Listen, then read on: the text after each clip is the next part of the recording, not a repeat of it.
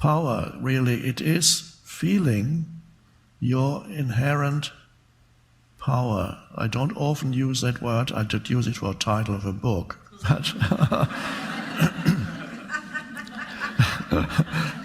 But there is a source of power in you that transcends the person. And it's not egoic power over somebody, and it's one with the power that is the power of life in the universe, where all life arises. And people sometimes have a problem with self-confidence or valuing yourself, and sometimes you try to convince yourself by changing your thinking that you are actually good enough, that you should be self-confident. But there is a better way to find the source of self-confidence. On the egoic level, self-confidence is there because you see, you can tell yourself, I'm actually more intelligent than most of these people, or I'm better looking than most. I have to remind myself that I'm better looking than most, and then okay, yeah, I feel a bit more confident now. Or you say, I actually have more money than these people, so I have more self-confidence. Whatever it is, some way of convincing yourself, and then you compare yourself with others, and then you focus on those areas where you feel superior to others, and try not to think about other areas where inevitably you are inferior to others, because you cannot be superior in all areas. It's a complicated game when you start comparing yourself to other people. And if you want to bolster your self-confidence, and you only have to focus on where you feel I'm actually better than most. But that doesn't really work that well. So there is a better way of self-confidence that has nothing to do with comparing yourself with others, or with feeling you're better than or not as good as. And that is direct access to inner power. You don't need any comparison. You can have it right now at this very moment, if you're not stuck in your thinking mind, but take your attention a little bit beyond the thinking mind, and then realize that you are the presence behind the thinking mind, without which there could be no thinking. You're the aware presence behind it all. That is deeper, you've gone deeper than the thinking mind. And that aware presence is where power resides. And it's not yours, because it connects you with universal power. Therefore, you don't need to compare yourself to anybody anymore, or feel, as the ego always does, that you're either superior or inferior to somebody else. That's not a comfortable way to live, where you have to classify yourself when you meet people. And so the fear is always, I might be inferior. Or behind that fear is a desire to be superior.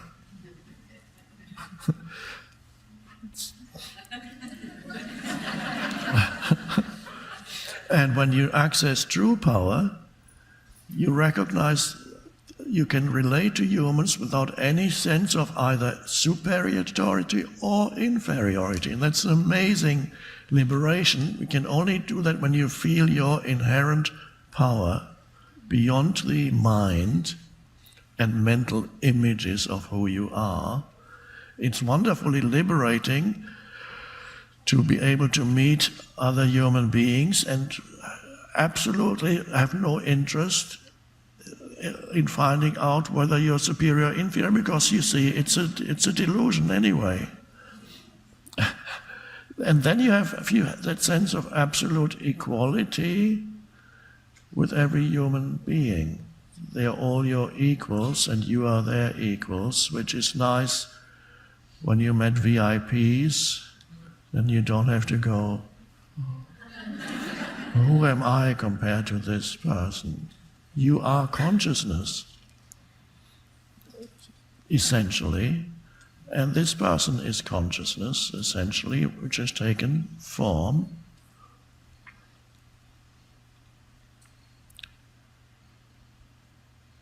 So you may remember the story I told in one of the books.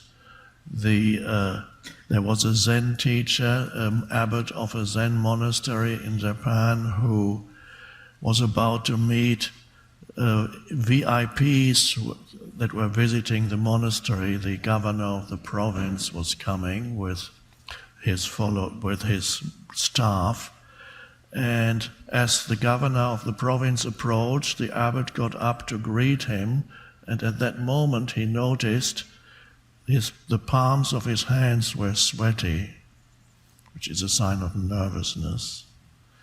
And so he was very much able to observe himself, and he observed that, but of course he went on with the ceremony of greeting the officials, and the next day he announced to the monks that he was going away, that his realization was not deep enough, because he explained he became nervous when the governor of the province came and he felt his palms got sweaty.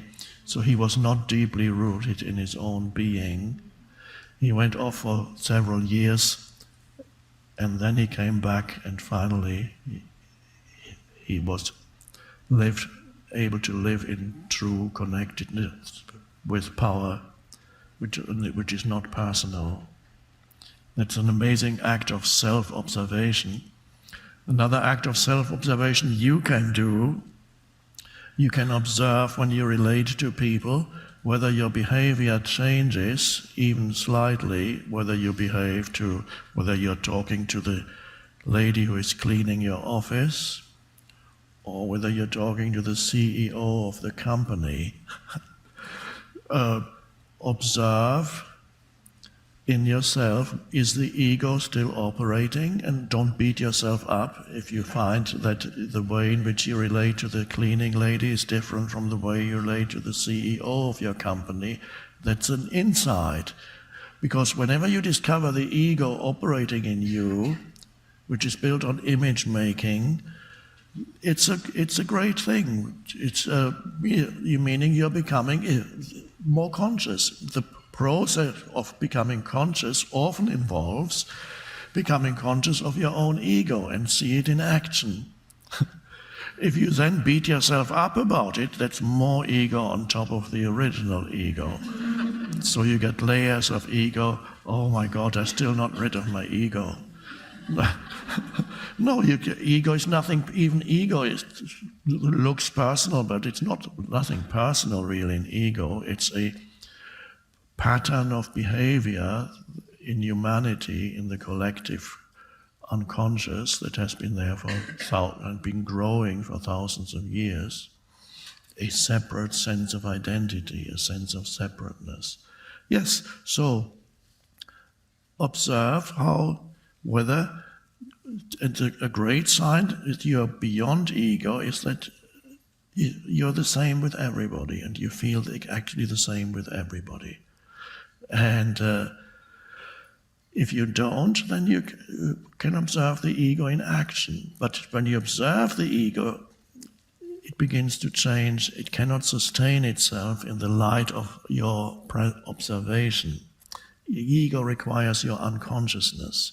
So all the egoic patterns in you can only survive if you don't know what you're doing.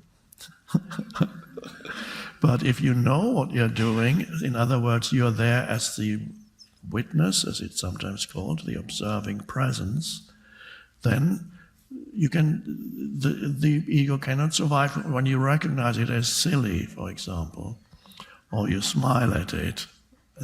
And you see how silly it is to play one kind of role with one person and then play another kind of role with somebody else who has a different social function. Why? What for? You're not yourself, neither with the CEO nor with the cleaning lady. Each case is a role, and the ego plays many roles. So is it possible to not play roles? Yes, just be straight, be yourself is the famous saying. And of course the question is, well, how can I be myself? Who is myself?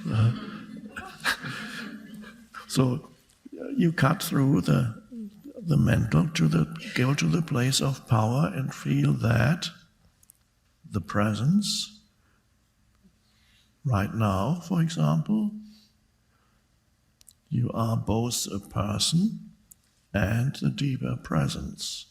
The moment you start thinking about where you're going to go next, or you think about what happened this morning, or what's awaiting you next week, or anything else, you are the person. And the moment you drop down into just spacious presence, which feels very much alive, you are the aware presence. You're not a person right now.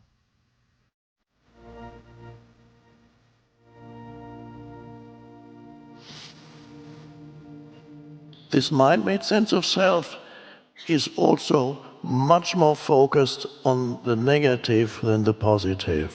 To be free, you awaken to who you are beyond your history and your life situation.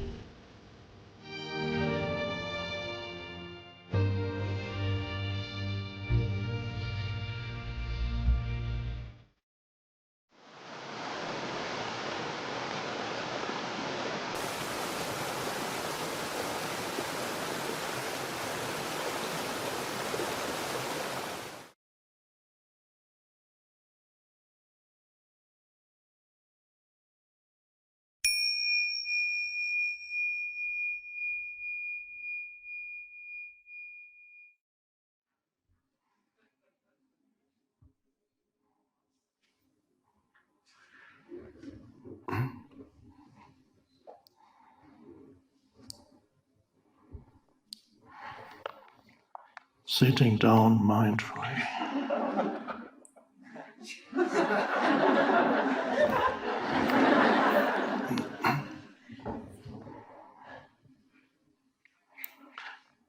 Contrary to popular belief, you don't have to be slow to be mindful, although it probably helps. But you can be in a rush and still be mindful. It's actually a lovely experience of high energy, which means you're still present with every movement and not excessively focused on some future point.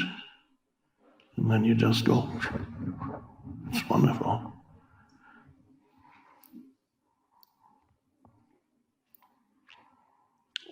That's contained in the ancient Zen saying, hurry slowly.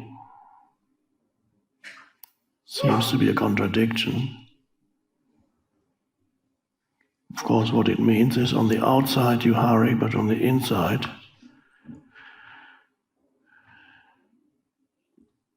you rest in being, doing, being. You don't get lost in doing, nor do you get lost in being.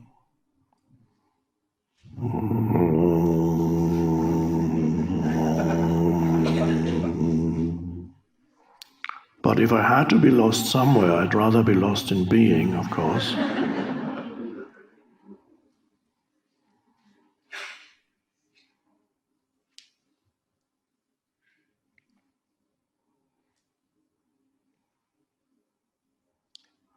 it varies from person to what degree you're more drawn towards doing, to what degree you're more drawn towards being.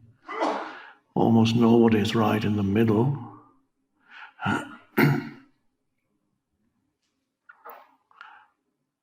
I'm more drawn towards being, as you might have noticed. But I'm able to do. Talking is doing, traveling, writing, speaking is doing. But the strange thing is, in my case, all the doing that I do, well, not all, but all the significant doing that I do is concerned with pointing the way to being. The speaking, the writing, the traveling. But you may have a business, or you may have some function in this world, and everybody has to find some balance between doing and being, which doesn't mean the important thing is that you initially, perhaps it happens to many people, you have a compartment in your life when you become still and present. Sometimes it's associated with meditation practice, or it's when you go out in nature, or when you're sitting alone in your room, and then you are able to become still, and that's already a huge gain in consciousness. You're able to become still and present and feel the being dimension of you. And then you go back into the world and you start doing again. And for a while, you easily lose yourself again in the doing, and you are just as lost as everybody else in the doing until you come back to your meditation practice or to your room or into nature, and then you go back into being. But eventually and gradually, the two merge. So when you're doing, you're not totally lost in it. You're not totally dragged along by your mind and by external things that continuously demand your attention. You're able to deal with things, but don't become crazy.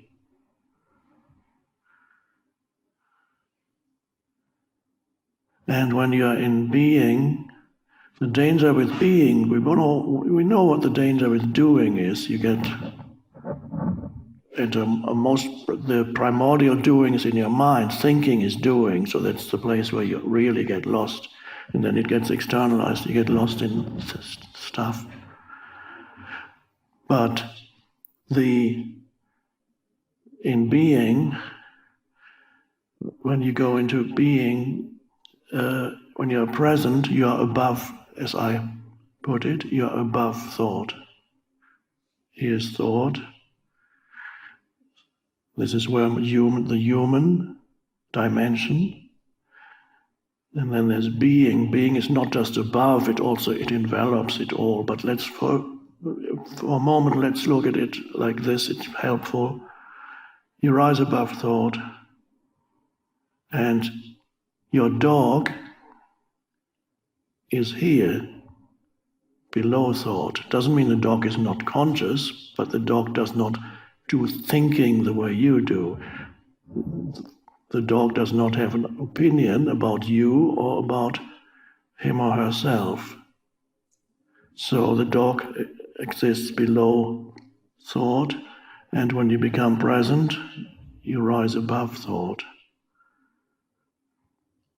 And below the dog, there's the tree and the plants. They are very deeply still connected with being. The tree there's a consciousness in the tree, but it's impossible for us to conceive of it. You can be sure that it's very slow, and it's a nobody knows how it is aware. It has no self-awareness, of course. But the tree is even more peaceful than the dog. So the tree vibration, this is why trees, now this has been recognized in many ancient cultures, and certain trees were considered sacred, so people had a special relationship with trees. Because before they became so mind-dominated, they had a little bit more sensitivity towards energy fields, and they could sense something in the tree that they called sacred.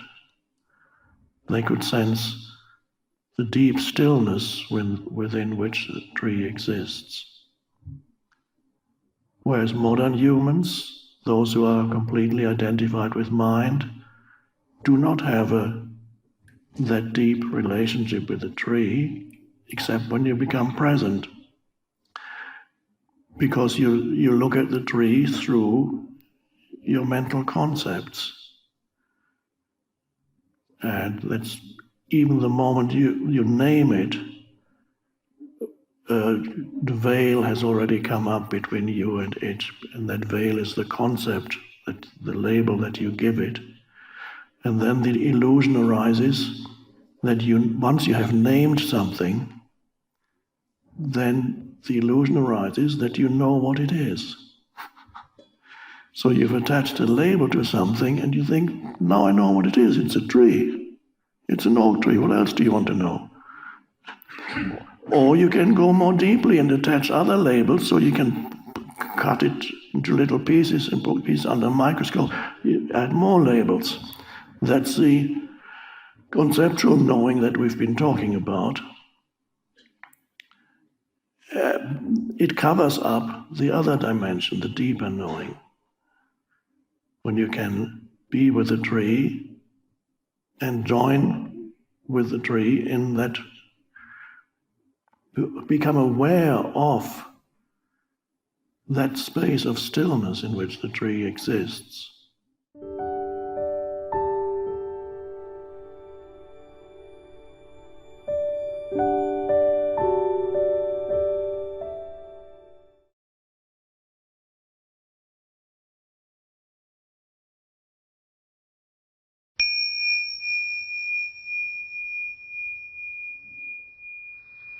Is there another question that has not dissolved?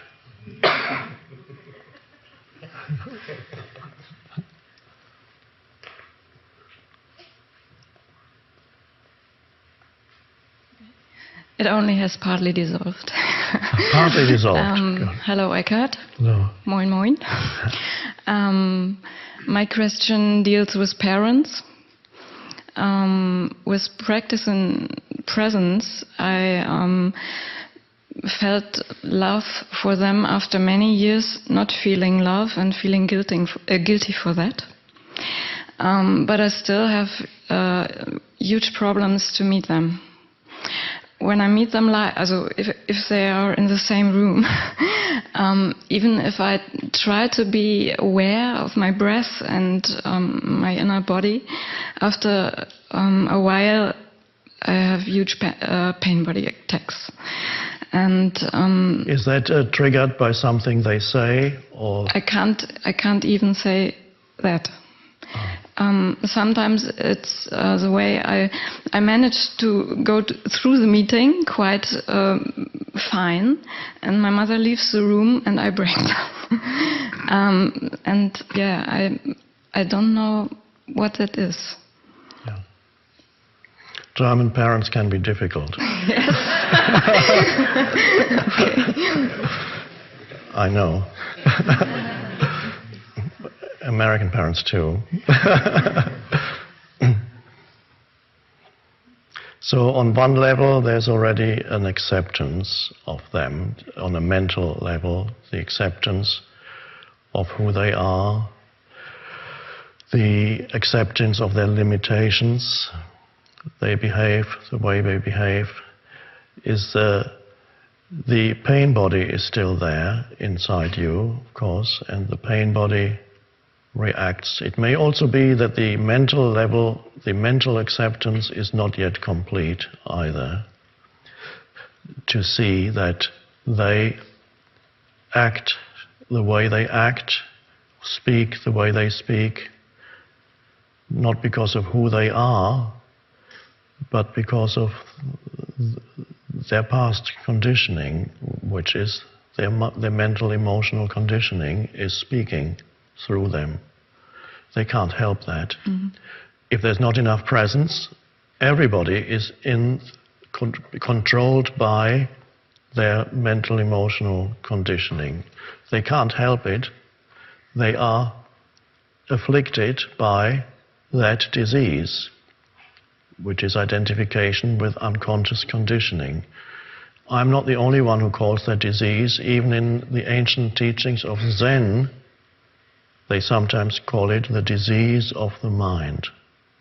And there are some Zen teachers who have said they are here to cure that mental illness. They've said that's what Zen is about, it's curing that mental illness. So you need to, on the mental level, as you sit with them, you need to know that continuously, that what you are observing is not who they are. Mm-hmm. You're observing a form of mental conditioning. Underneath that, there is the being, and you may sometimes get a glimpse of it. My mother was very much identified also with her mind, and occasionally I looked into her eyes and suddenly there was a light shining through when she stopped talking for a little while. In other words, the mind catching a breath after talking for 10 minutes incessantly. And then for a moment I could say, there's their being, her being was shining through. And I have one or two photos where her being shines through. Mm-hmm.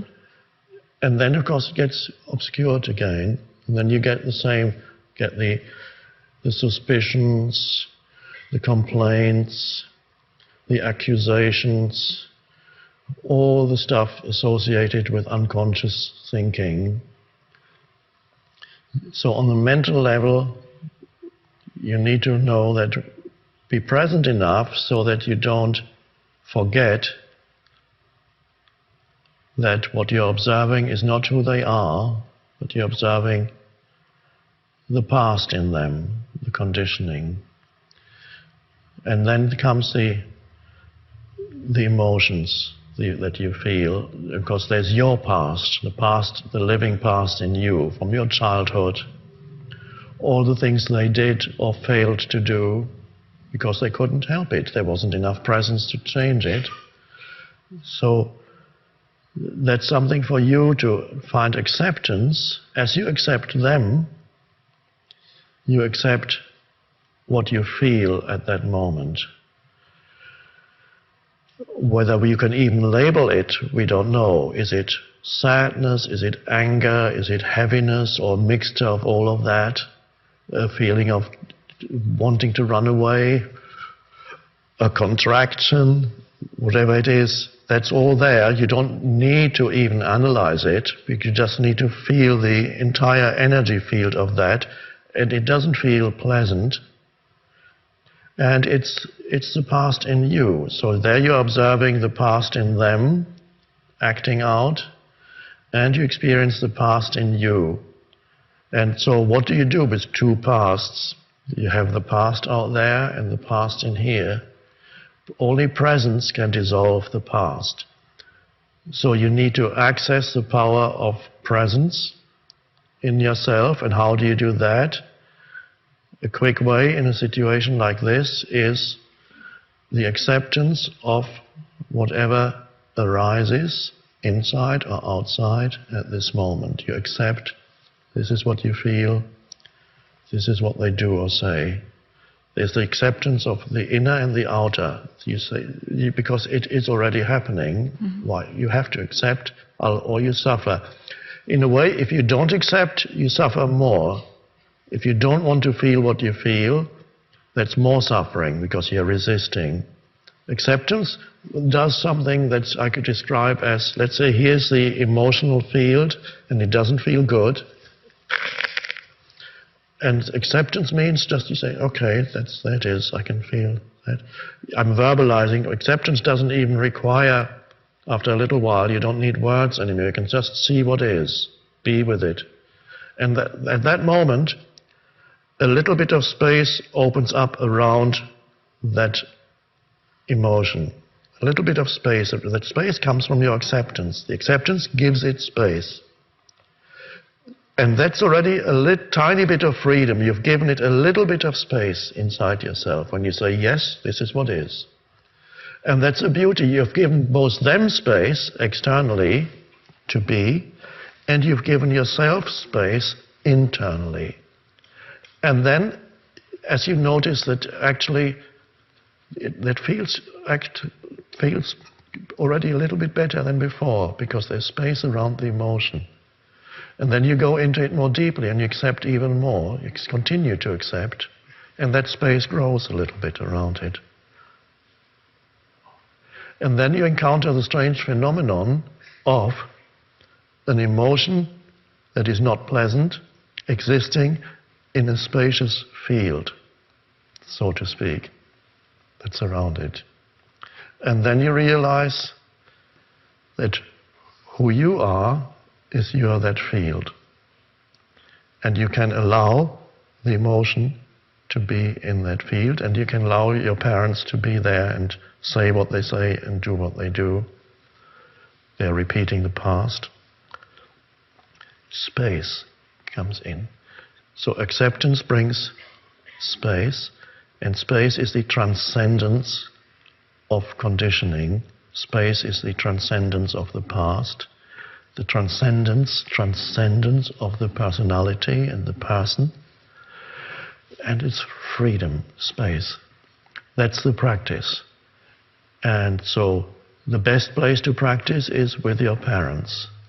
There are many other places where you can practice, but the ultimate mastery you will achieve when you can practice with your parents. That's the graduation. You graduate. Okay. It's the PhD in presence. With don't jump into it too much. If you say, okay, I'm going to spend a week with our parents now, it's too much. Too much. You should give yourself short time periods at first. Say, I'm going to come for coffee and cake. That's what they like to do. At least my mother did. I'll come for coffee and cake and I'll stay for an hour, or if you can. I don't know how that works practically, but. And then you practice, you give yourself 1 hour to practice. So that's a little, and it's only an hour. I have to be present for an hour. And it's your spiritual practice. So as you know, I've written the quote in a book. Ram Dass said, if you think you're so enlightened, spend 2 weeks with your parents. 2 weeks. The ultimate test. So, happy practice. Thank you.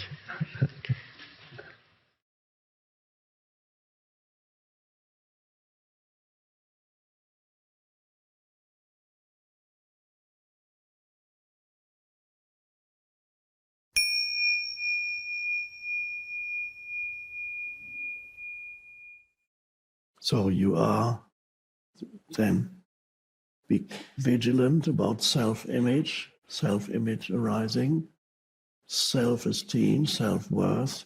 Now, on the conventional level, self-esteem or self-worth are derived from the way in which you relate to society that you live in. To a large extent, certain things that you may have achieved or that you may possess. Or in some traditional cultures, your sense of self-worth is to do with your ancestors. Not so much in the Western world. and certainly much less in a so-called new countries like United States or Australia or Canada. In the new countries, your ancestors are not that important for as far as your sense of identity is concerned. But in older cultures, your sense of identity and sense of self-worth is sometimes to a large extent derived from your ancestors. And even if you have achieved nothing, and you can have a high sense of self-worth because your great-grandfather and the ones before and before and before and before, they have achieved great things in the eyes of the world. Perhaps it means they just killed more people than anybody else. And finally they became, the king gave them a title of nobility, and suddenly they became a duke. And you have pictures of your ancestors on the walls.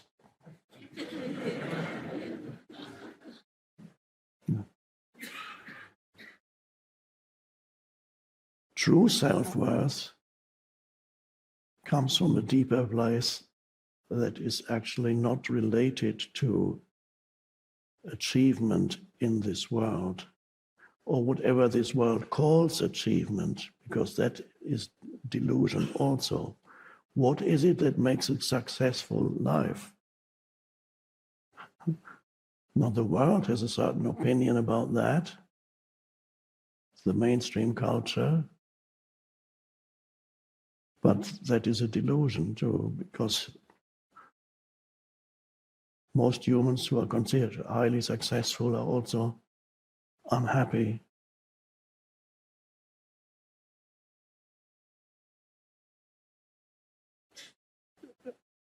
Burdened with a huge ego in many cases,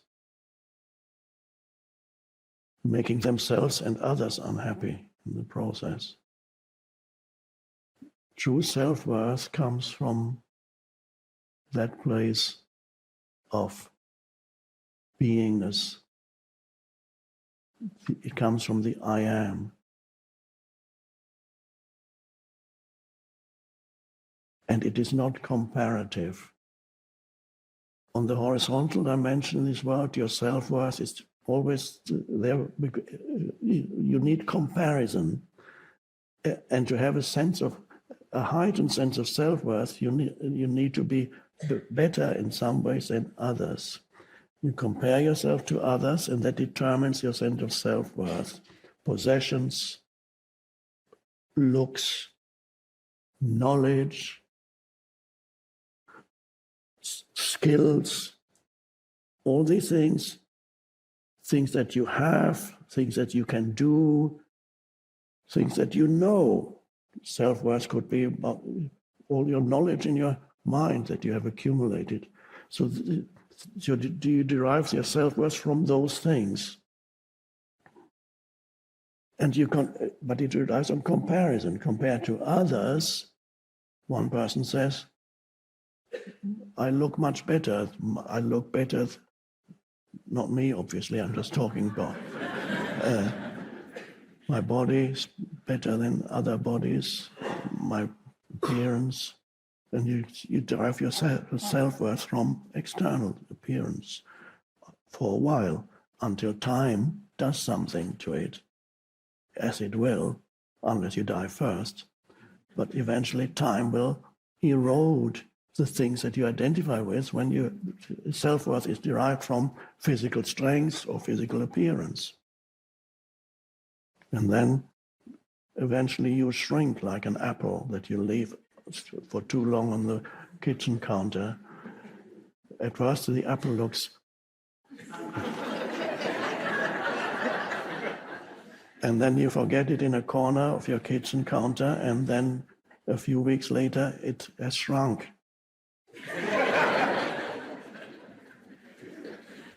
It's soft,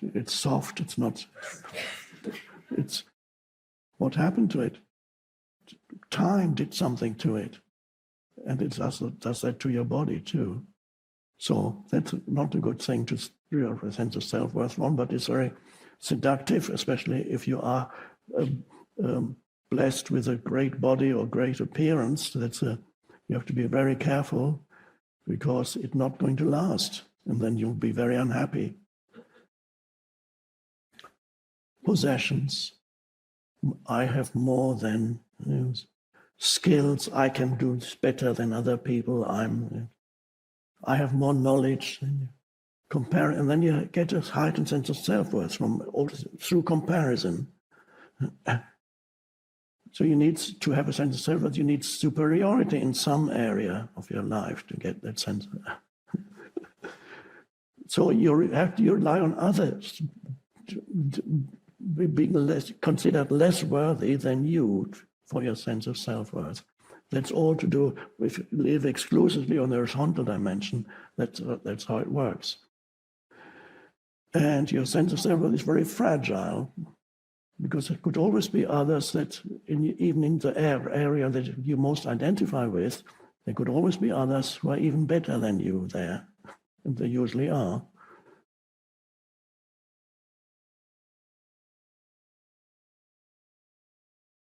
And the true self-worth is not comparative at all. It comes directly from the realization of the being that you are, which is precious.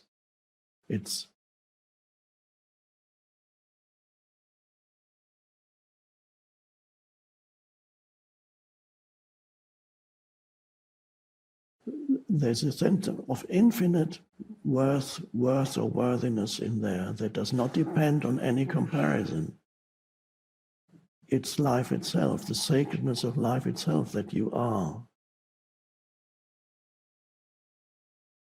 And success, ultimately, what is the only real success in life?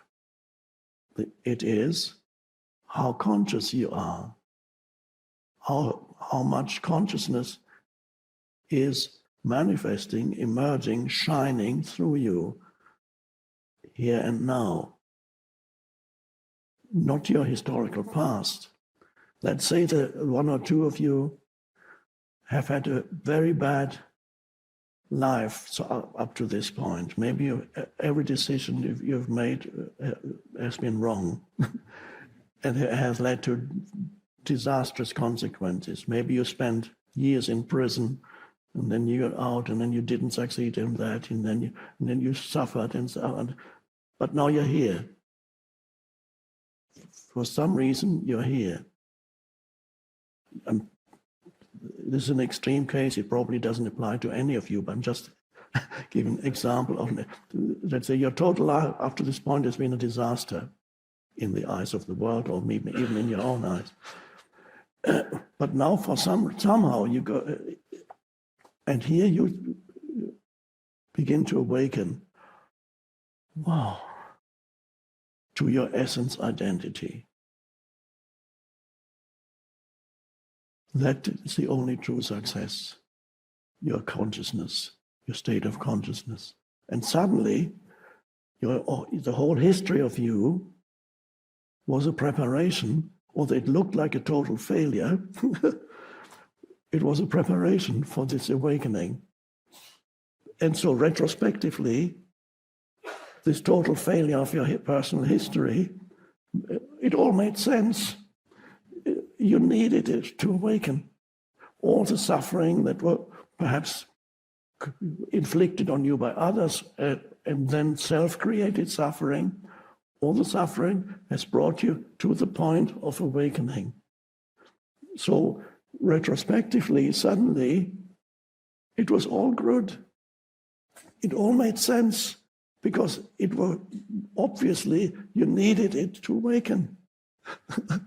That's success, not what the world tells you.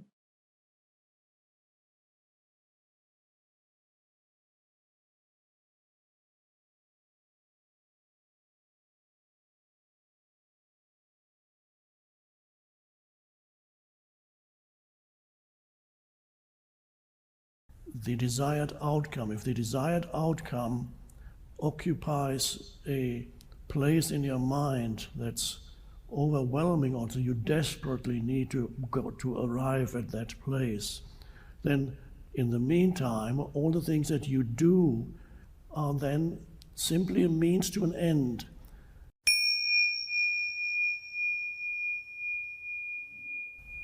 Perhaps we can start with a few, before we go on to questions, a few additional remarks about the important subject of being and doing. That's what we started with in the last session.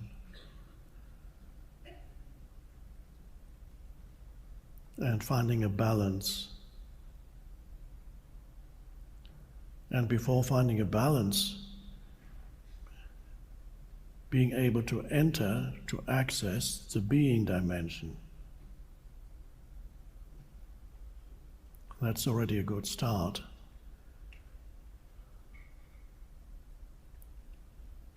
And then at first,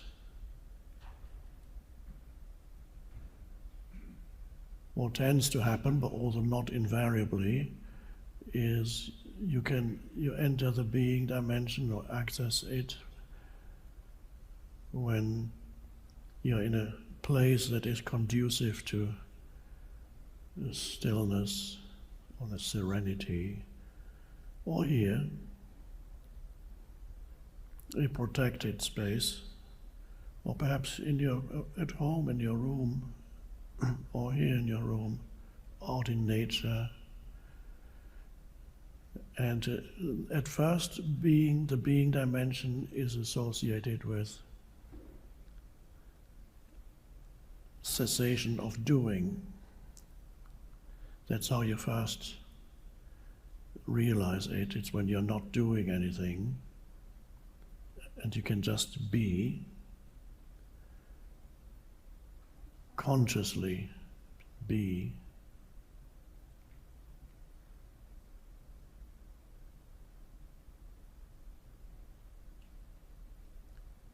Which implies no matter how brief, a cessation of the primary doing, which is the thinking doing.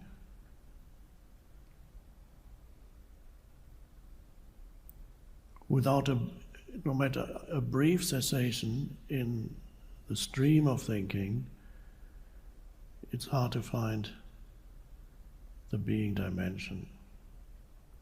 But later on, as you become consciously rooted in the being dimension, thinking and being can come together. They are not irreconcilable, and in fact that is one of your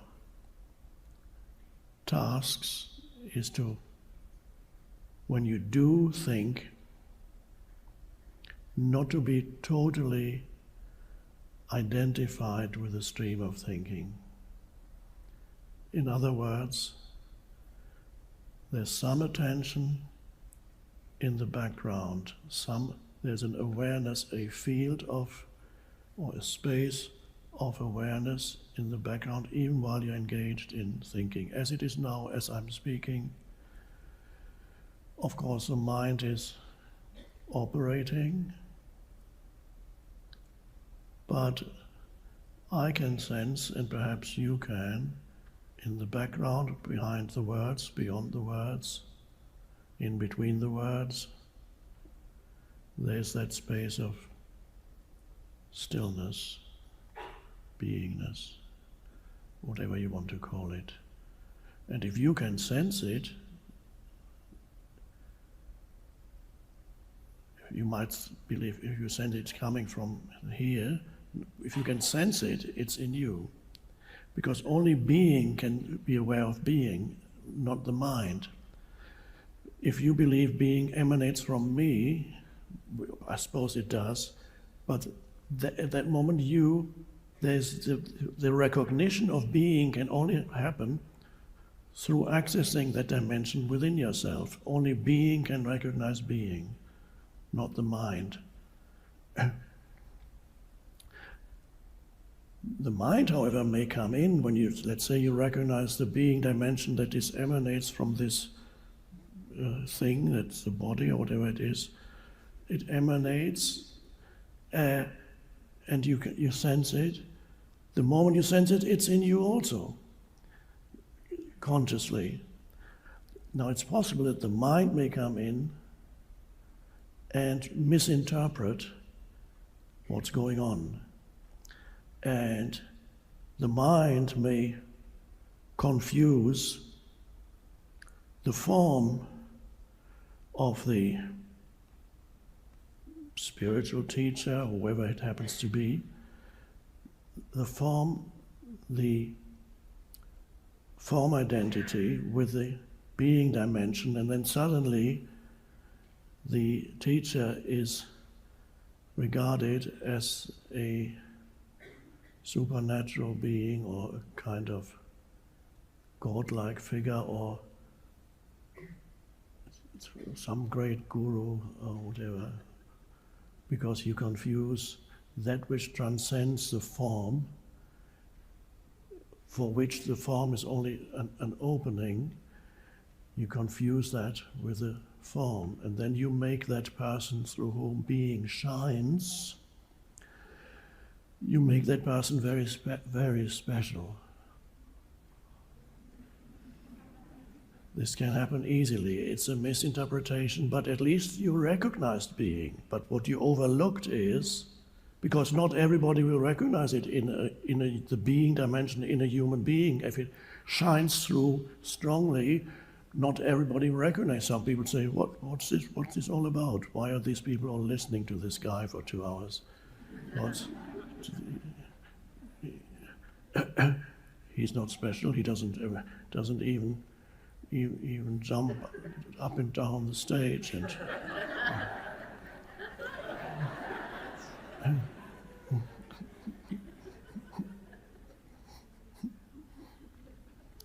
he's just boring, isn't he? He's boring.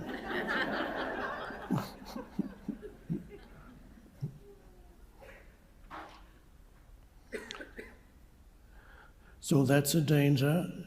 That is also a danger as far as the spiritual teacher is concerned, because there may be remnants of ego left in him or her, and if the teacher is bombarded with continuous projections of specialness, he or she may begin to believe, in other words, the ego comes back through the back door and regains ascendancy, and the ego comes back, and then the teacher begins to think, to feel a specialness in the person, the form.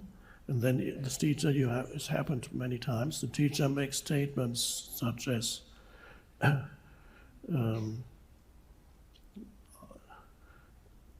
I'm certainly the greatest teacher alive on the planet at the present moment. Or it may go so far as to say, I'm the greatest that has ever lived, all the others were precursors of I have arrived.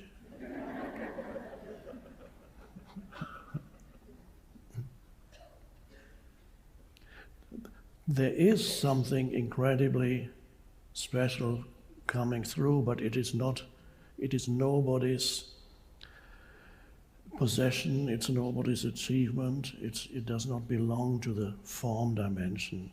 But the form dimension can be an opening, just like a window. In a way, one could say, this body and this mind is the window frame.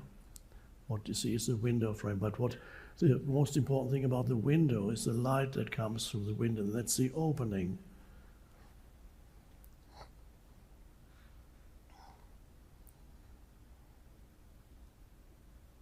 And this may also happen to you when you, as presence arises, you will, if it's not happened already, for many of you probably has happened already, you come into contact with people who are helped by your presence. Even if you don't feel that you know what to do, because this doesn't work like that. They're helped, and they're drawn to you, they're helped by your presence. There's a kind of transmission. It can awaken the presence in the other, that dimension, the being dimension in the other. And then you can find they may then become attached to you because they feel so good in your presence and they can't let go. And again, the danger already arises then that you feel, I have done this. There's one could call that healing in a deeper sense, not just physical healing, but the true healing is to the reconnection with the being dimension. That's the true healing.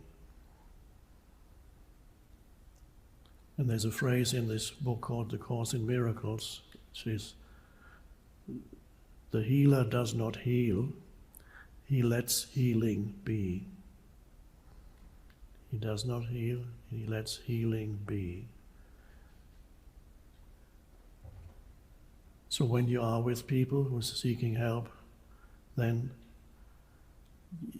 you don't need to go into your mind and say, how can I help this person? And just to go, the person is talking to you, and you're already thinking, perhaps I could say that, I can say that. It doesn't work like that.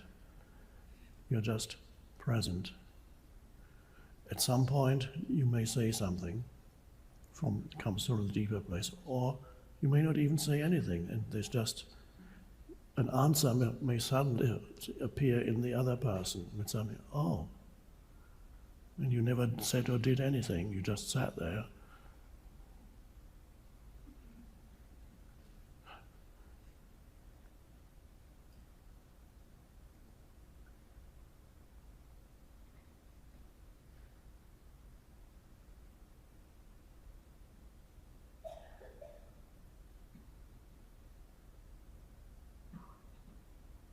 So at first, the being dimension, you find it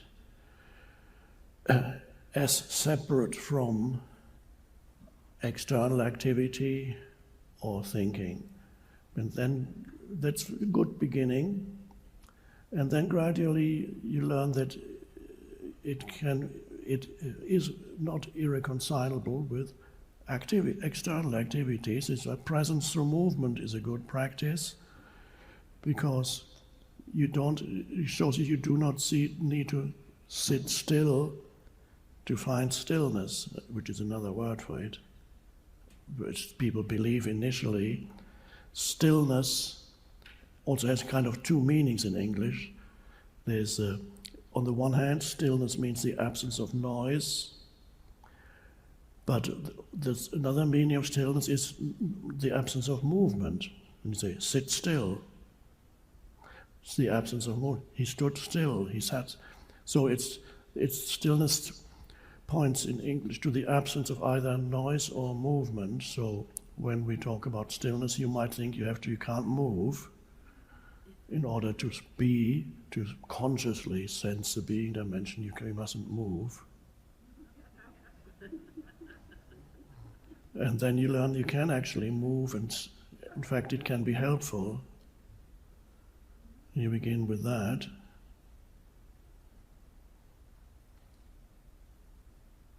And then you can perform certain tasks and still be in that connectedness with being instead of completely losing yourself in the activity. You can have goals to pursue, which is in the realm of doing. It's good to have goals, although there may be periods in your life when you don't need any goals. Certainly if you reach a certain age, it becomes increasingly pointless to pursue goals. At least, at the latest, by the age of 95, you don't need to pursue any more goals unless for some reason you have to. But even before then, there may be time periods in your life when the pursuit of goals is not necessary, and you can become more deeply immersed, just be engaged in ordinary everyday activity without pursuing any particular big goal, big or small, working towards something. But on the whole, it's good to have goals, but again, goals belong to the realm of doing, and that's fine. The problem arises if the goal absorbs so much of your attention, the meaning, the desired outcome, the place you want to arrive at, whatever that may be, passing an exam, achieving a certain position, acquiring mastery in some activity, whatever it may be, the desired outcome. If the desired outcome occupies a place in your mind that's overwhelming, or so you desperately need to go to arrive at that place, then in the meantime, all the things that you do, the steps you take, the activities you undertake in order to arrive at your goal, are then simply a means to an end. And they are not enjoyable because you desperately want to have arrived already.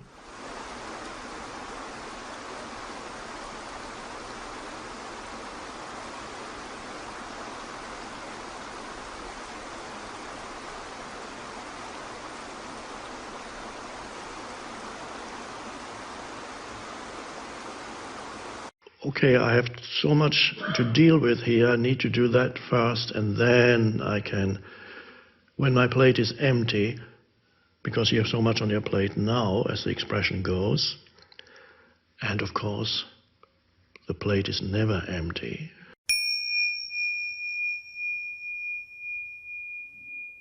Before they came up with all the digital devices,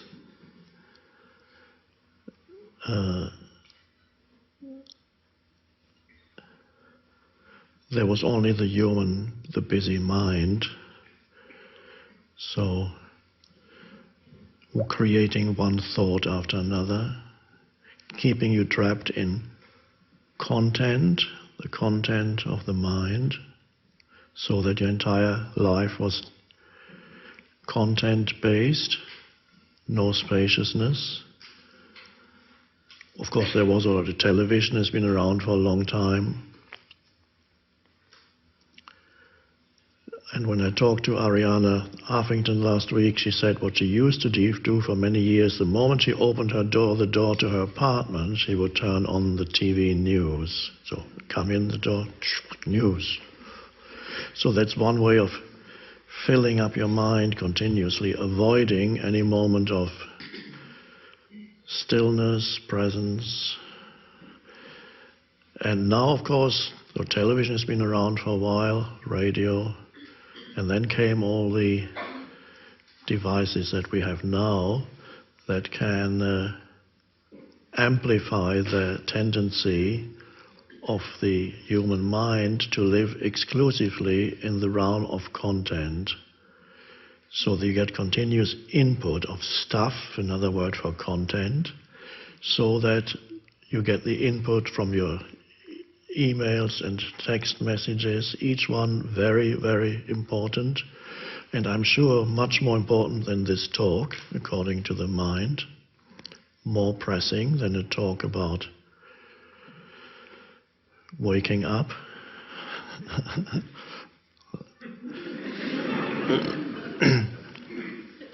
Or the mind is, I can do both things. I have developed the ability to text and email, and at the same time I know exactly what you're talking about. I could repeat, if you ask me afterwards, although I have been texting, I could repeat to you what you've been talking about. And this may be true. Maybe you could repeat what I was talking about, and on that level you took it in, but you would have missed a much more important level, which is not the words, but an energy field that comes with the words. It is behind the words and in between the words. That's really it. And so unfortunately, you would miss that. So you would take only in the teaching on the level of stuff. because the words are also stuff, but it's a particular kind of stuff that points beyond stuff, not self-serving stuff. But if you only take it in as stuff, then it's just more stuff. Interesting, perhaps, or not that interesting. I've heard that before. So I might as well send another email. And you wrote that in your book, didn't you? The now is so very important. I read that years ago. What else can you tell us? So I have plenty of time for more text messages because I've heard all that before. Okay. So that's one level of being here or not being here. So you would miss the more important dimension because the words are secondary and all the words really point to is a particular inner state. So while you listen, if it works for you, that inner state of spaciousness arises. But there you have to be really there with your attention, because it is the state of that spaciousness is the attention. It is the alert presence. So as you sit here, the alert presence needs to be there. This cannot be there if you are texting. Then you're only taking in the words, the information. So the most essential thing here is the alert presence.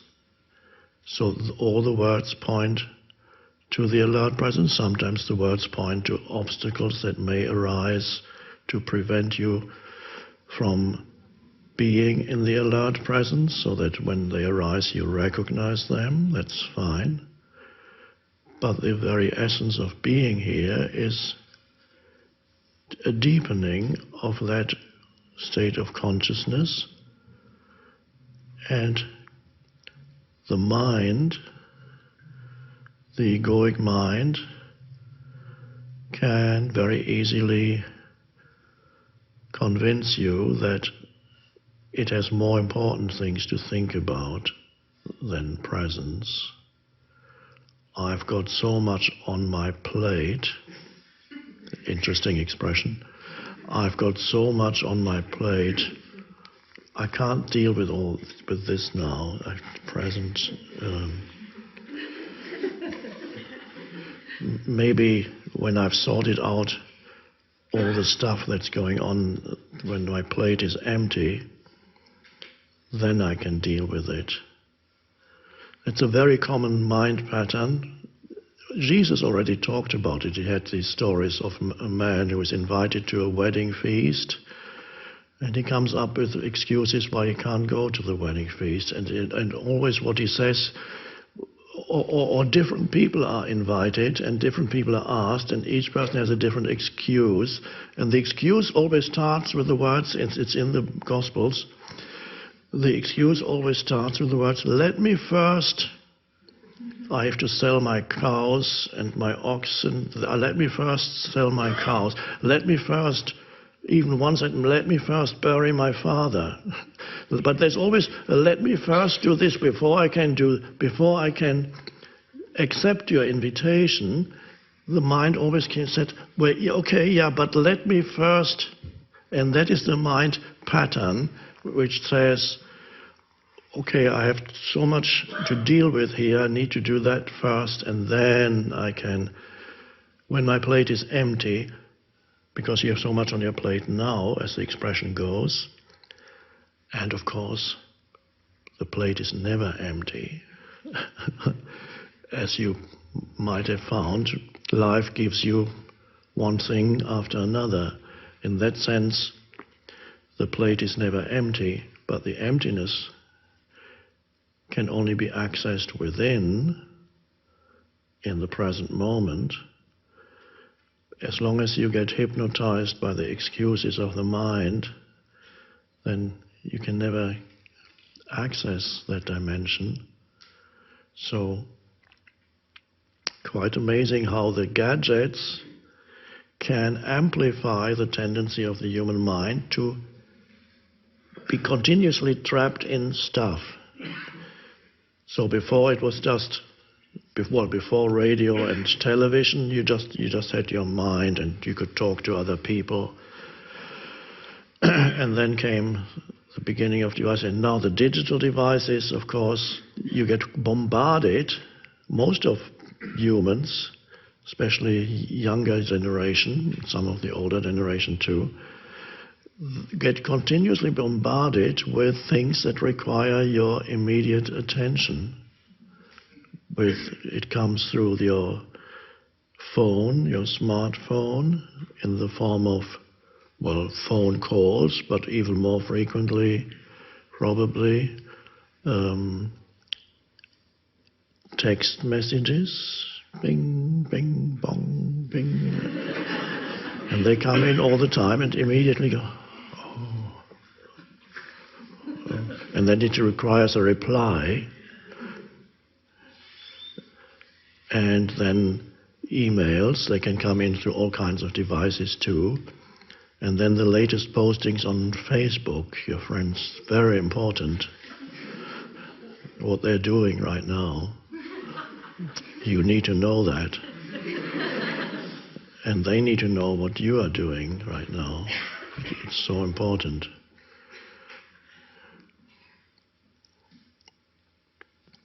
Oh, and Twitter. Tweets coming in all the time from all kinds of people. And you feel connected to these people.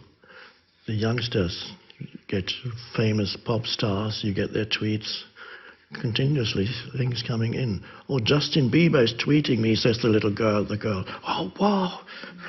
And that becomes continuously filled with, there's never a moment of spaciousness, because these devices amplify the tendency of the human mind to be reborn, the tendency of consciousness, one could say, to continuously be reborn into some new mental formation.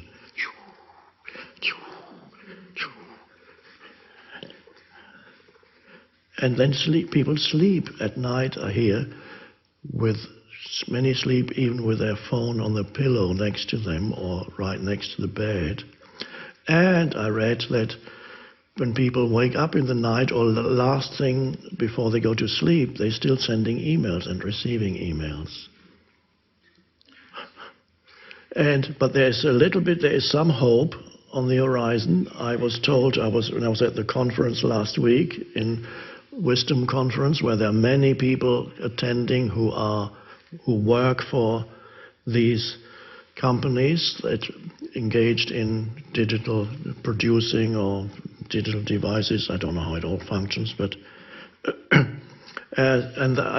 we were told that some companies now, for example, even in Germany, VW motor cars, Volkswagen, they give you company phones which are programmed to turn off at 6 p.m. and to turn on again at 8 a.m. That's wonderful. That's progress. That means there's some awareness here that the continuous engagement with these devices can be very harmful, and even companies are discovering that these things can be very harmful. So our alertness really needs to be there, and some discipline, so that we do not become the slaves of our gadgets. There are wonderful possibilities that are opening up through these. They're neither good nor bad in themselves. There are wonderful possibilities of connecting with people on a certain level. It's not necessarily the real connection, but on a certain level, and consciousness. News are no longer the exclusive. No longer can just big corporations disseminate news, which used to be the case. Anybody can now disseminate news, which is good and bad. It can be a wonderful thing. You can reach, if you have something important to say, you can put it on the net. It could go, as the expression goes, viral. And a few days later, millions of people, you've reached millions of people. It can happen. Now, in many cases, those things may not be very helpful, that go viral. Often things that are particularly unhelpful for awakening go viral, but it could be something helpful. So we need to be very careful when we use these, have some discipline also, especially at night, so that we don't get this continuous input of stuff.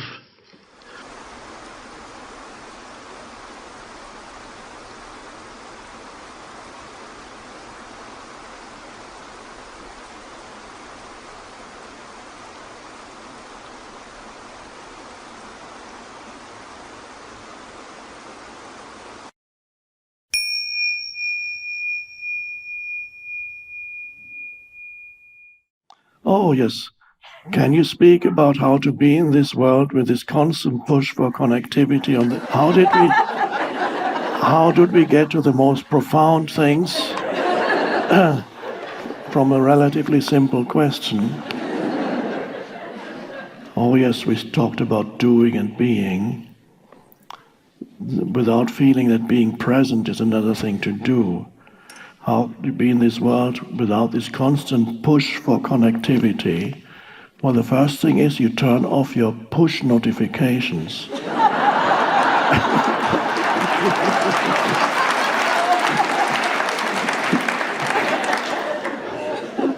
That's already a big step forward.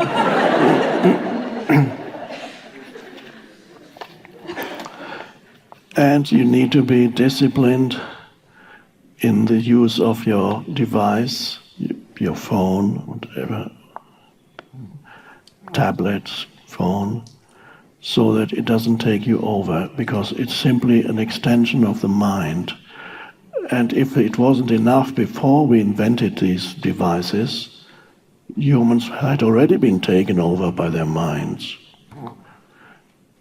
Even 2,000 years ago, not as much as now, but even 2,000 years ago, Jesus said, "Why are you always thinking about tomorrow? Why are you always worried about the next thing? Look at the flower, look how it lives, in total alignment with the present moment, and it's being sustained by the one consciousness." That's my translation of the... So already then, humans had been taken over by mind, but even more so since then, mind has proliferated, and then the clever human mind came up with these devices. Said, let's extend ourselves into the realm of things, and then we can create this, which is an extension of the human mind. So when you might have noticed, when you're with yourself, you have the voice in the head, unless you begin to awaken, in which case you're able to experience spaces of alert, still presence. It's beautiful. But otherwise, you have this thing, commenting, talking, arguing.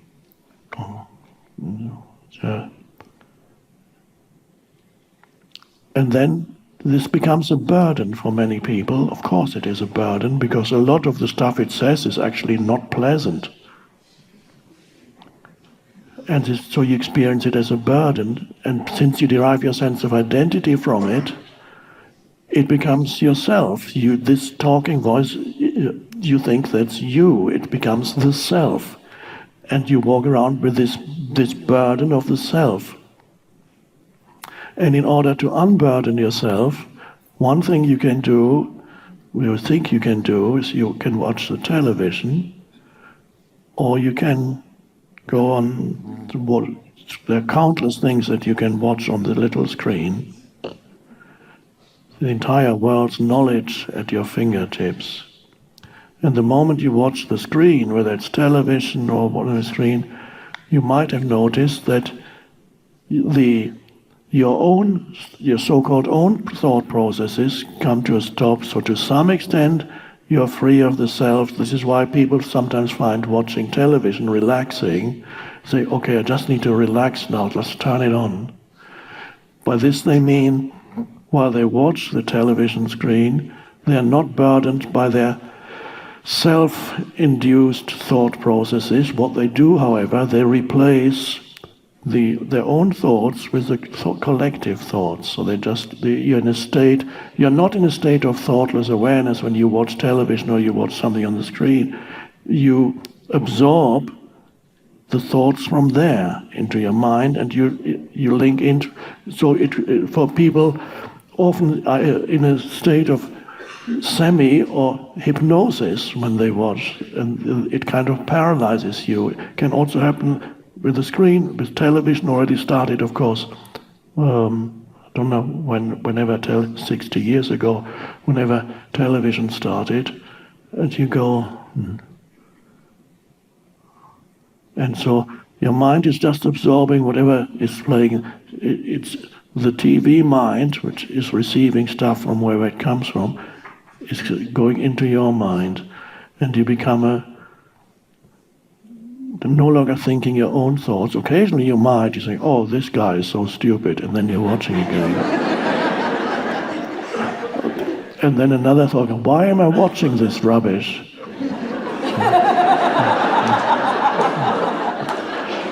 Half an hour later, this is so awful. But you can't turn it off. Here's the remote. Let's just try one more channel. There might be something else there. Oh no, that's stupid. Try one more.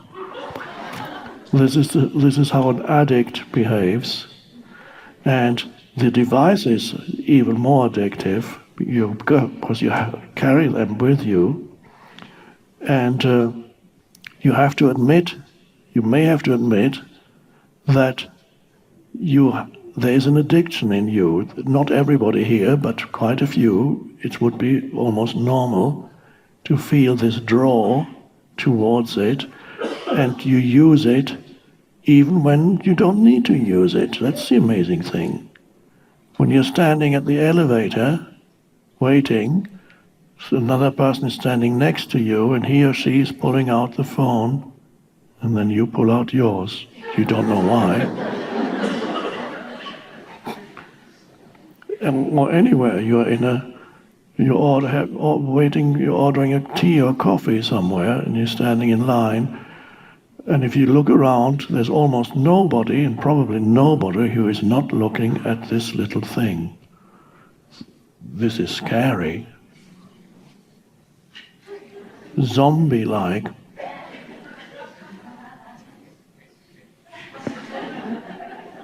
Now, if somebody from the past, the so-called past, a time traveler from the past came here, and even not the distant past, let's just say even 20 years ago, and he arrived and would see in the streets, in restaurants, in cafes, everywhere, in public transport, people are walking around with these things, staring at these things. So what's happened?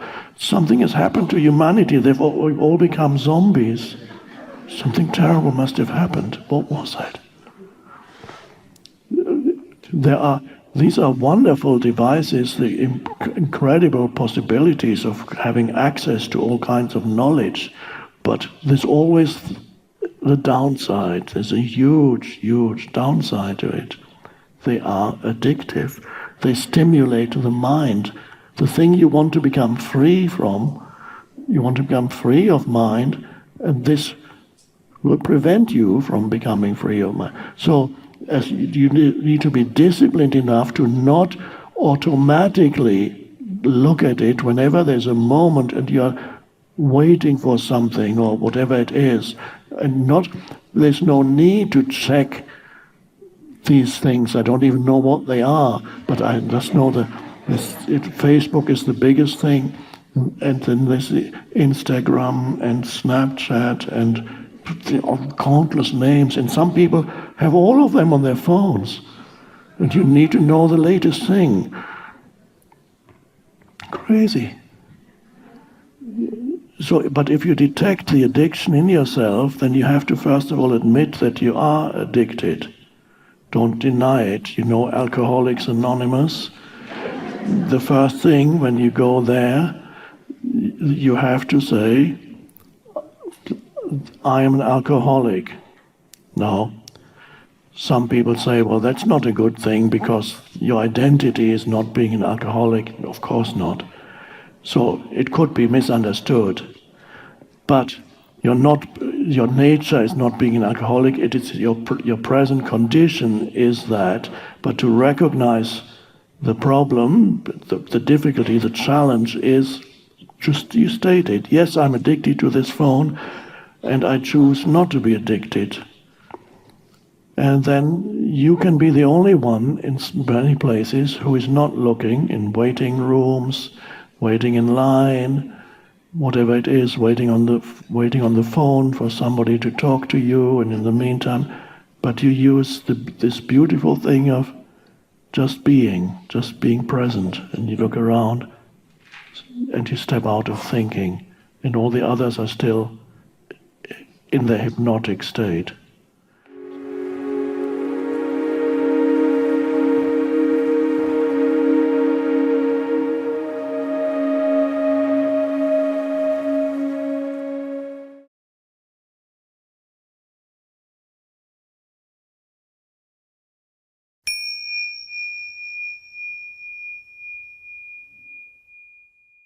So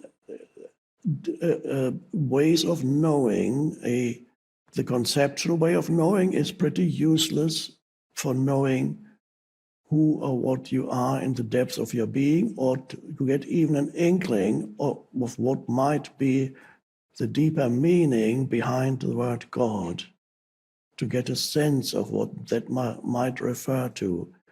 So your conceptual mind cannot really help you, although sometimes certain words that one uses can be helpful as pointers, but not as explanations.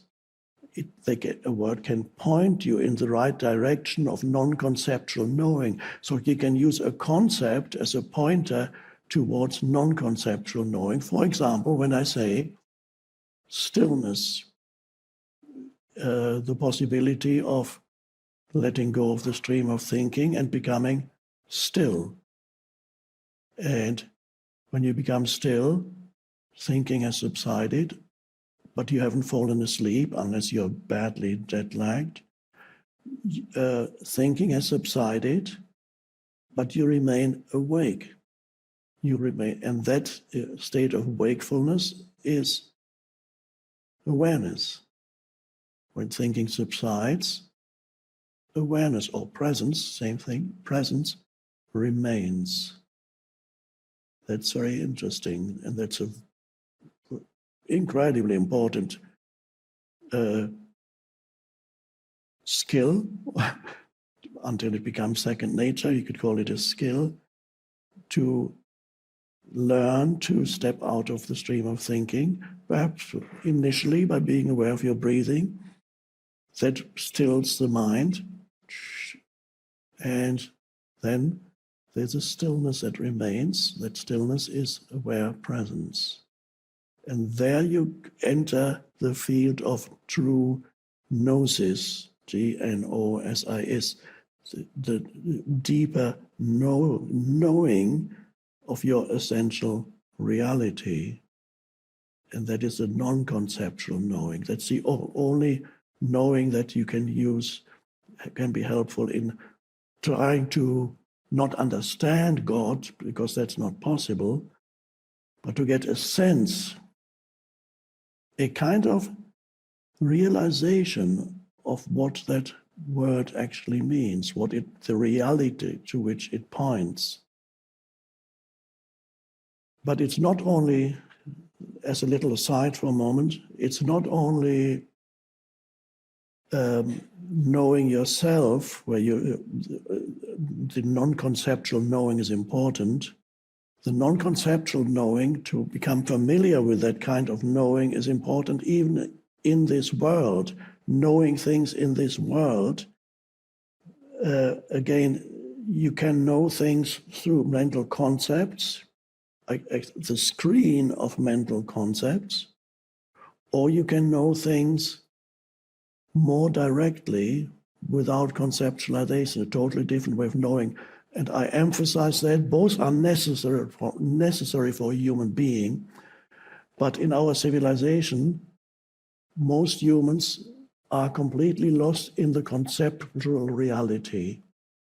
They can no longer, or very rarely, and many humans not at all, relate to this world without the screen of conceptualization, which is through thinking, immediately labeling everything that they experience, every sense perception, having a mental commentary about every sense perception. Oh, look at that tree, isn't that lovely? I wonder what it's called.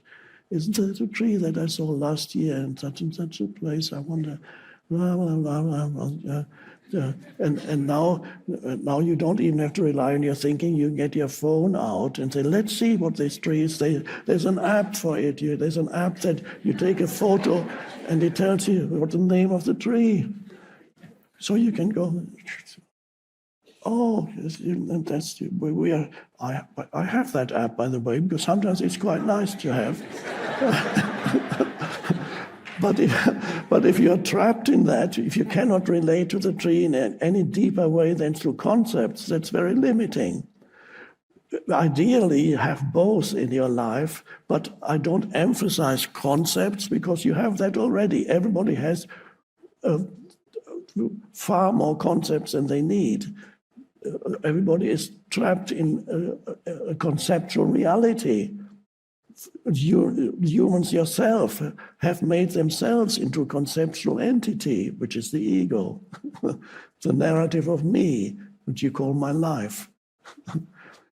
So that learning this way of knowing that is non-conceptual, not learning it, rediscovering it, because before humans were excessively burdened by the conceptual mind thousands of years ago, they had a bit more access to this non-conceptual knowing. So when you look at a tree, trees are a wonderful example because they're such wonderful beings. And even on this huge property here, I've seen some amazing, in this case, yes, they have a name, olive trees. But so knowing that it is an olive tree does not necessarily mean that you're trapped in a concept. You know there's an olive tree, but you're not trapped in the concept. You're still able to then let go of the concept and then look at the tree. And be still while you look. Maybe you even touch it, but it's not necessary. You could. As long as there's nobody around, people might think you're weird. So you look at the tree and you're still at the same time. And then you can know the tree not through concepts, but you can sense the life of the tree. Now we are using into the realm of what is perhaps conventionally called mysticism, but that's just a word, but really means for us to a deeper knowing. But our civilization dislikes that because our civilization is dominated by conceptualization and the ego. There are egoic entities everywhere, not just individual egos, but egoic entities, like even at CNN is an egoic entity. Fox is an egoic entity, to talk about American TV station, in case you don't know. The political party is an egoic entity. A corporation is an egoic collective entity. They're everywhere. So you can sense the being of the tree. That sounds very weird. I'm sorry about that. You sense the aliveness, the being, the presence of the tree, and you know it in a much deeper way. And you know something, the tree that that is deeper than what your senses tell you about the tree. Now, the ancient humans in almost probably all cultures and civilizations had more access to that dimension because the conceptual mind was not quite as developed, not as advanced, developed yet. So there was still some room for sensing, to knowing things at a deeper level. Let's go back to the tree. When you look at this tree and you're still, but so there is an intelligence there, but it's not what we conventionally call intelligence. There's a different kind of intelligence. And this is the beginning of wisdom, where intelligence turns into wisdom. Wisdom is associated with this deeper way of knowing. That they go together, almost they're one, almost. So you sense the aliveness of the tree, its beingness, and then you come to that, what ancient cultures knew, and we have to use that word, and that's the fringe of God, so to speak. You sense the sacredness of the tree. You sense the sacredness of this life form. And you then, what arises then is a certain respect for the life form of the tree. In many ancient cultures, trees were considered sacred. And sometimes they chose particular trees that were particularly sacred. And often ceremonies, religious, spiritual ceremonies were performed where there were groves of trees, and people get drawn there because they could sense the energy field that emanates from those trees. Now, the modern human cannot sense that because the modern human only knows the tree through conceptualization. So we need both. It's good to know, sometimes it's helpful to know the name of the tree. It also can be helpful to know things about the tree, how it grows, how old it is. You can countless PhDs have been written about trees, I'm sure of that. And you can write new ones too. So there's a lot you can conceptually know and say, we don't know yet about the tree. You can ask all kinds of questions. How does the water get up into the high branches how does the tree pull up the water? I'm sure PhDs have been written about that and there's some answer. But that's all conceptual. So inviting the non-conceptual knowing into your life is very important.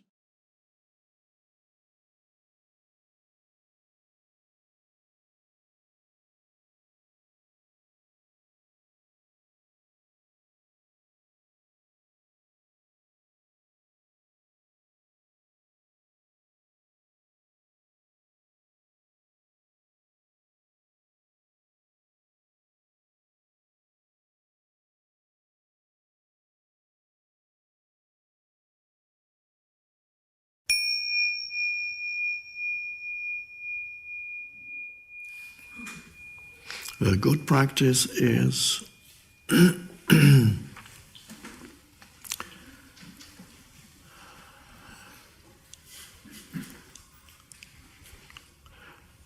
not always to feel you have to fill up the present moment with something, but actually enjoy a present moment that is not filled up with anything. By filling up, I mean external activity or internal activity.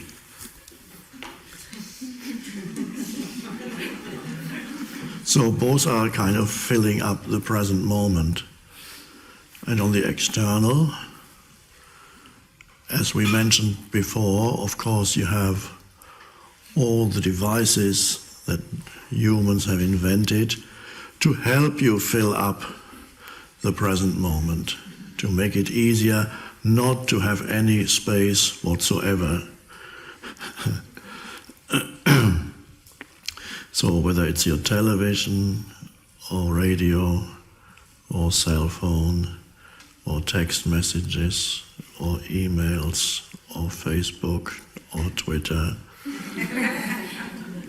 or the old-fashioned magazine that you consume, weekly magazine, gossip, or maybe a little bit more elevated. And you can, when you do it, you can sense the addictive nature of needing to fill up your inner space. It's an automatic thing. And people are actually afraid to have a moment. They're afraid of having a moment that's not filled up. Then they feel there's something very wrong.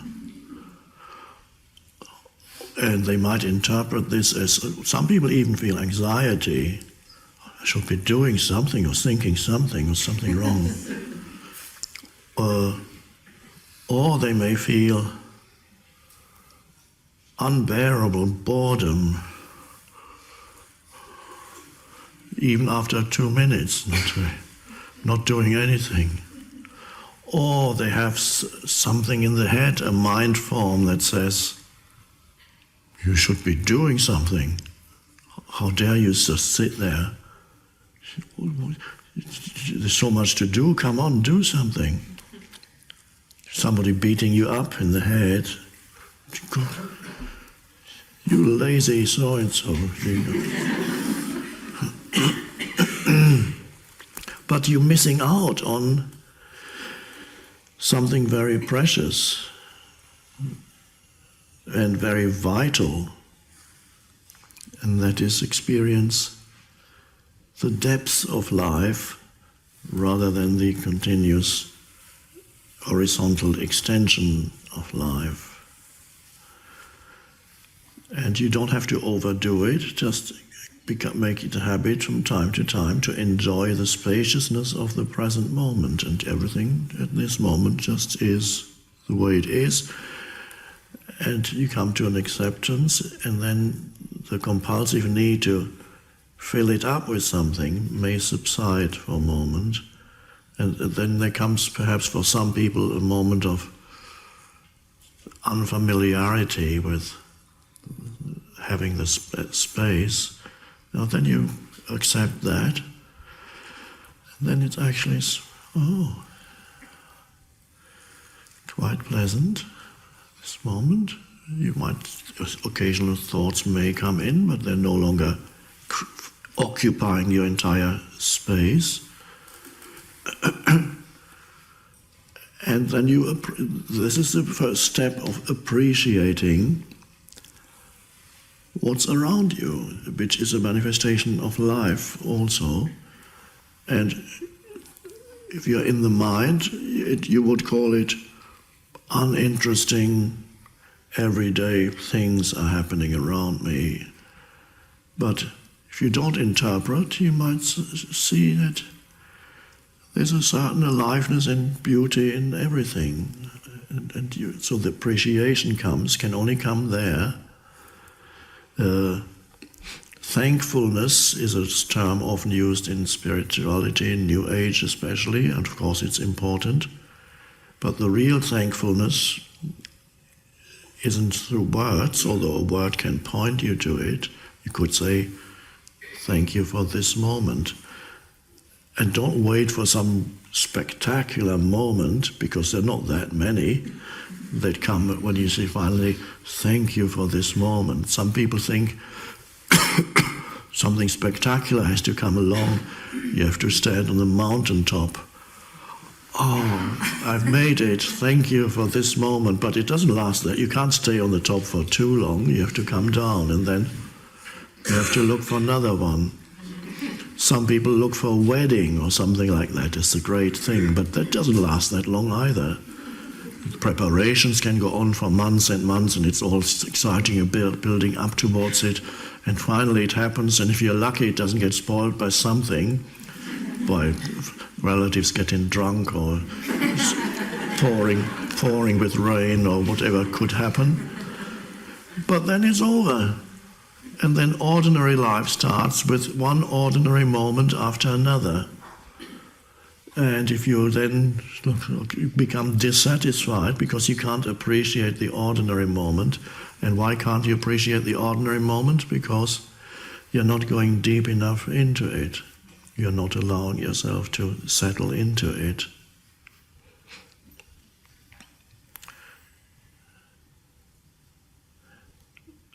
A danger when you come to the moment of settling into the present moment and you're not used to it, in order to stay there, and it doesn't matter how long, 1-2 minutes of being feeling comfortable in the now is fine, it's a good start. 1 minute, or you can start with half a minute of just If your mind comes in and says something, it's not necessarily true. It says, you can't afford to just sit here and do nothing. Well, I think anybody can afford to sit for 1 or 2 minutes and do nothing. If the mind tells you you can't, it's not true. There might be an emergency situation, that's a different matter. But I often tell people, when you get into your car, why immediately go into automatic mode? But use the opportunity when you shut the door to have 30 seconds or so. And you don't have to count the seconds, because then you're filling up the present moment again. 30 seconds or so of just spacious being. And you look out of the window, whatever you see there, feel yourself breathing, and for a moment you break the momentum of the mind that otherwise pulls you along. So you shut the door and there you go, 30 seconds. Unless there's a real emergency, 30 seconds don't really make much difference.